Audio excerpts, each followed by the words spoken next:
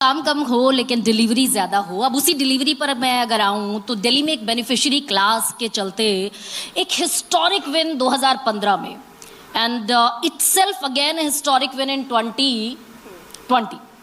अभी का चुनाव ये मुश्किल चुनाव है क्या? क्योंकि अपने ही बार को कॉम्पीट करना है। 67 सीटें 62 सीटें, मुश्किल चुनाव है इस बार। देखिए, हर चुनाव मुश्किल होता है, कोई भी चुनाव आसान नहीं होता।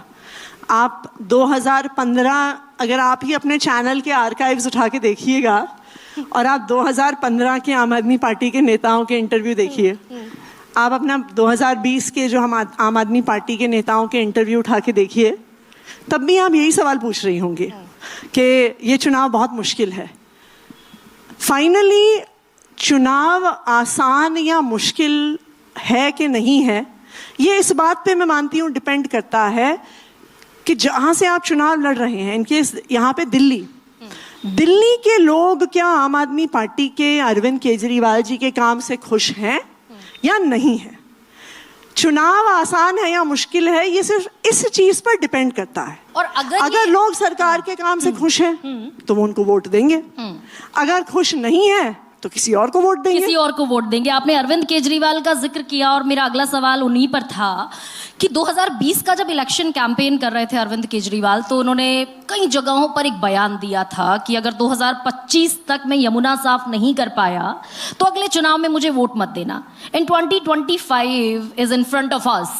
तो जो वो पुराना बयान था, हालांकि ये कन्फेस कर लेना कि हम नहीं यमुना साफ कर पाए, तो क्या जब अरविंद केजरीवाल के चेहरे का जिक्र आता तो इंडिया अगेंस्ट करप्शन से निकली हुई कैसी पार्टी जो कहते थे कि गाड़ी नहीं लेंगे, बंगला नहीं लेंगे, सिक्योरिटी नहीं लेंगे, आज के चुनाव में बीजेपी के पास सबसे बड़ा मुद्दा शीश महल का है, करप्शन का है, शराब घोटाले का है, मैं उसमें तथाकथित जोड़ देती हूँ। तो ये एक निश्चित तौर पर एक टफ डिफिकल्ट बैटल है क्या दिल्ली का? आप दिल्ली के लोगों से बात करिए, ये मुद्दे so called corruption, so called CM आवास, सो कॉल्ड और क्या कहा आपने?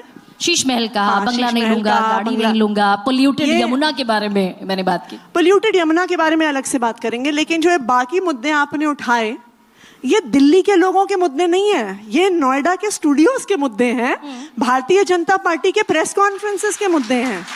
दिल्ली के लोगों के मुद्दे क्या हैं? दिल्ली के लोगों को पता है कि इस साल पीक गर्मी पड़ी, 52 डिग्री तक टेम्परेचर पहुंचा, लेकिन दिल्ली एक इकलौता राज्य था जहां पे 24 घंटे बिजली आई। इनके जो दोस्त और रिश्तेदार फरीदाबाद में, नोएडा में, गाजियाबाद में, गुड़गांव में रहते हैं, उनके घर पे 6-6 घंटे के पावर कट लग रहे थे, लेकिन दिल्ली में 24 घंटे बिजली आ रही थी।